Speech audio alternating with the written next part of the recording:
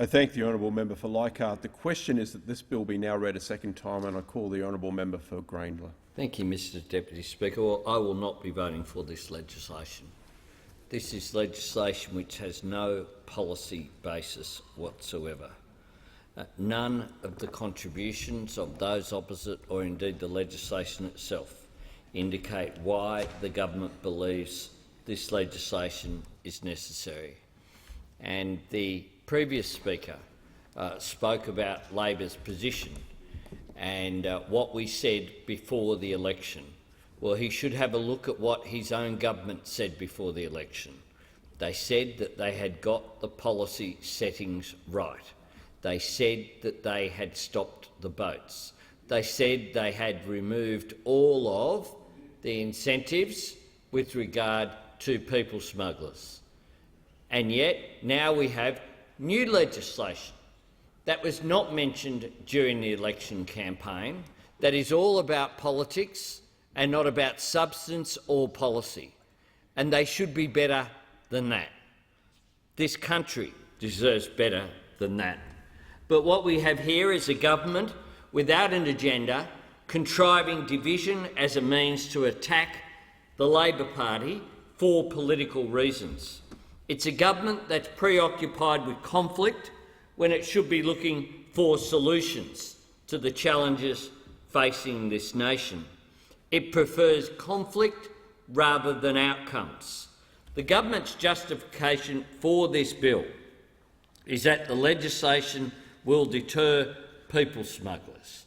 But you can be harsh against people smugglers without being weak on humanity.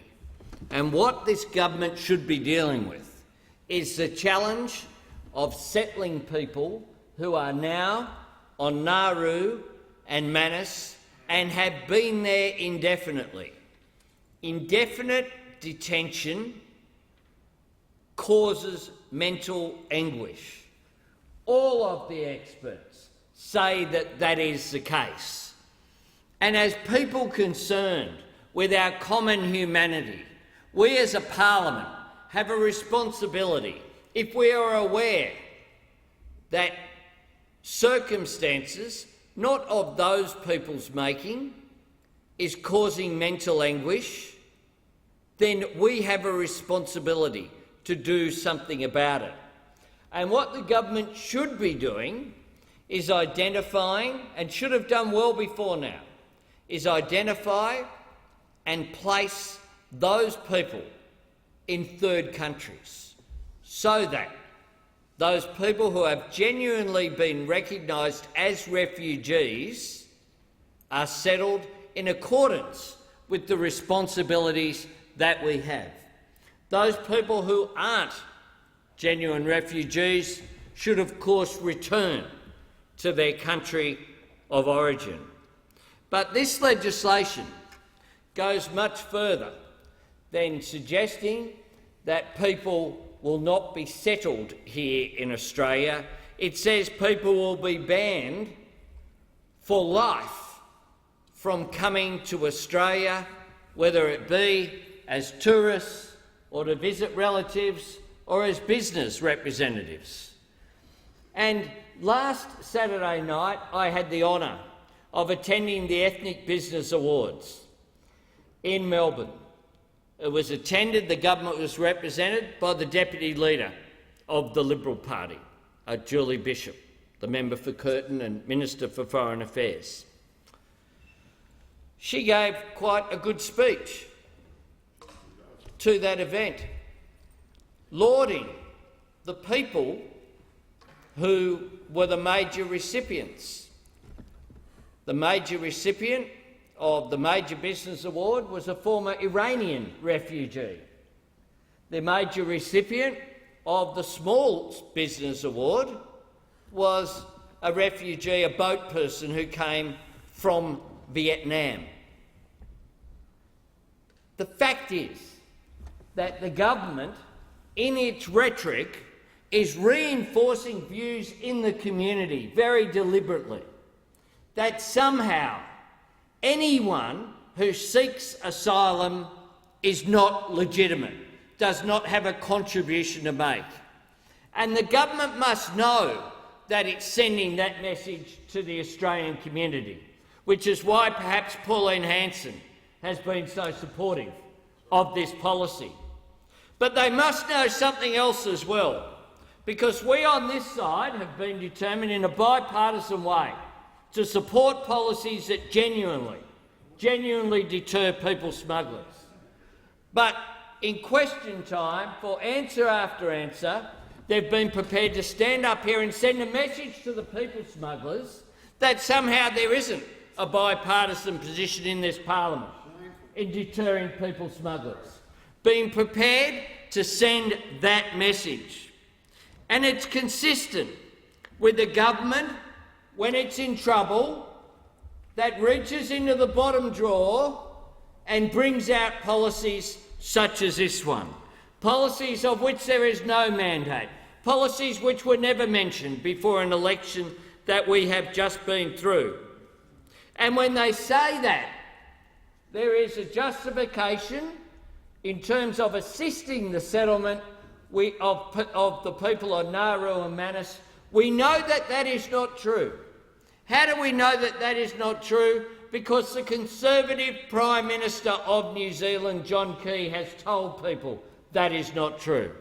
When he told the people of Australia and, importantly, of his own country, New Zealand, that he would not cop a two-tiered citizenship for New Zealand citizens, that his offer of providing settlement for people on Manus and Nauru, that he has made and repeated a number of times, would be withdrawn if it was conditional upon granting a secondary citizenship status to those refugees.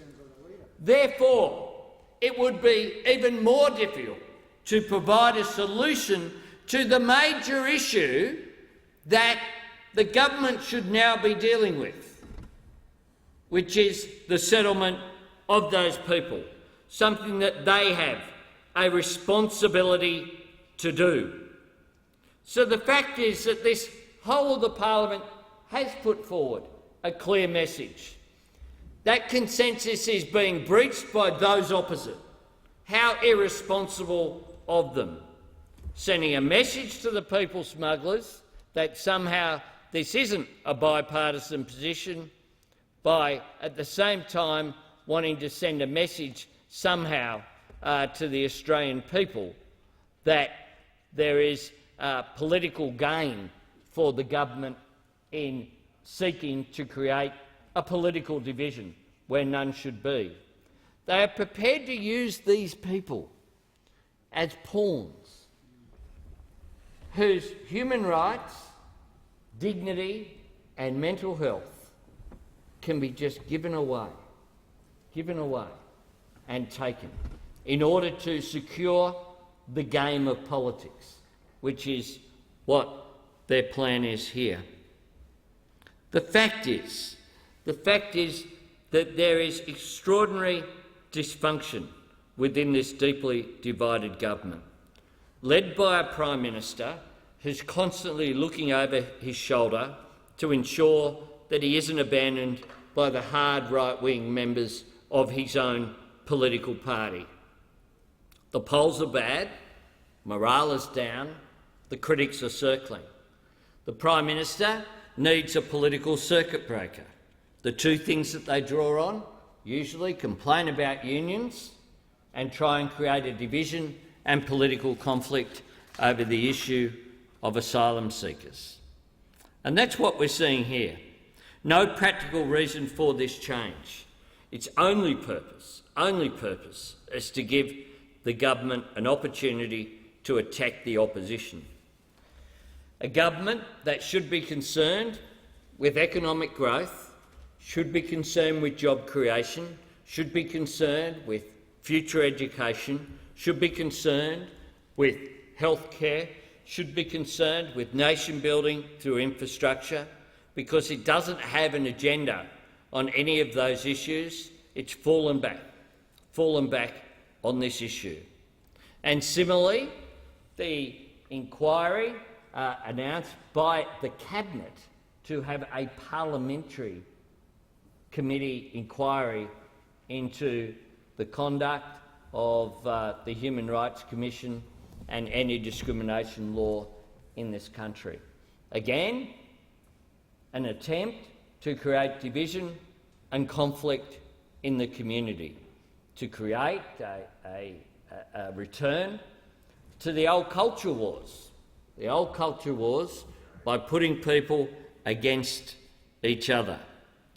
They cite, of course, the investigation into the cartoonist Bill Leak, claiming 18C denies Mr Leak his freedom of speech. The truth is that in this country we do have freedom of speech.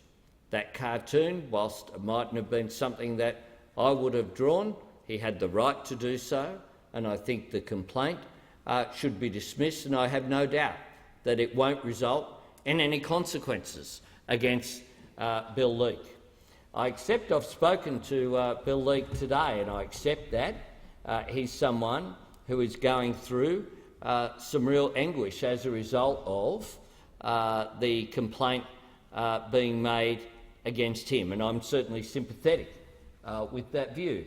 I think that whether it's Bill Leak or the cartoonists at Charlie Hebdo in France or anywhere else, that people have to have their right to be provocative from time to time and to be defended on that basis, not because you agree with them, but because in artistic freedom it is an important part of our democracy. So I do think that it is unfortunate, but there's no doubt that Section 18D of the Act provides protection for fair comment, which is why the investigation will go nowhere. And if there's any problem at all here, it's that the Human Rights Commission should have extended power to be able to deal with complaints that have no chance of being upheld or having any further consequences expeditiously and very quickly. And that would, of course, be a positive thing, and I understand the Human Rights Commission itself have asked for that to occur. But here, of course, what we have is, again, the government looking to have an issue where none should be, an issue whereby, if we have proper leadership of the country, is about creating unity, creating harmony, getting the issues done of which we have common interest. We're having a count conducted right now in the United States, which is a deeply divided country, as I speak in this chamber, a deeply divided country. And we in Australia, and we particularly in this parliament, have a responsibility to show leadership. And what I've seen from the Prime Minister, someone who I know very well and I've known since before he was in Parliament, is someone who is not himself. The Malcolm Turnbull, who I met back last century before he was in Parliament, would never have given the angry, full of vitriol answers that we've seen in question time when talking about the bill that's before us today. We wouldn't have had any of the hyperbole and the exaggeration that we've had from this Prime Minister. And I think that's quite sad. I think that is quite sad. And it is, I think, an important analysis was written in The Australian by Peter Van Onselen on the weekend. He said this: "The re-emergence of the culture wars is a sure sign the current PM has lost control of the political narrative, not to mention his party's right flank and the handle he would have hoped to have on the philosophical and cultural direction of the country." Well, I say this: when we talk about this debate, we need to start and end with this. When we talk about asylum seekers and refugees, we're talking about real people, and we should be not doing anything in this parliament for the sake of being prepared to cause pain to them, simply for the sake of a perceived political advantage, and that's what this legislation is about. I thank the honourable member for Grayndler. The question is that this bill be now read a second time, and I call the honourable member for Hindmarsh.